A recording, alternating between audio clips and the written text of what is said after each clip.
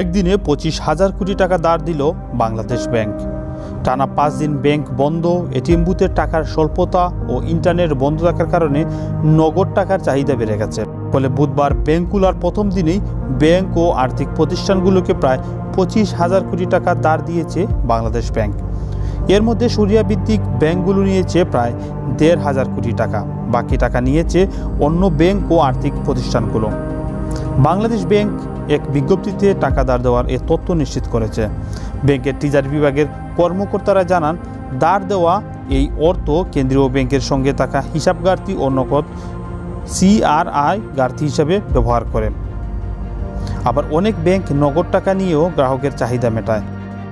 সম্প্রতি সময়ে নগদ টাকার চাহিদা বেশ বেড়ে গেছে। ব্যাংক শাখার পাশাপাশি এটিএমগুলোতেও নগদ টাকার চাহিদা বেড়ে গেছে।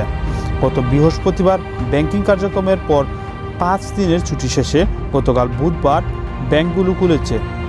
শুক্র শনিবারের সাপ্তাহিক ছুটির পর রবি থেকে মঙ্গলবার পর্যন্ত টানা 3 দিন সাধারণ ছুটি ছিল।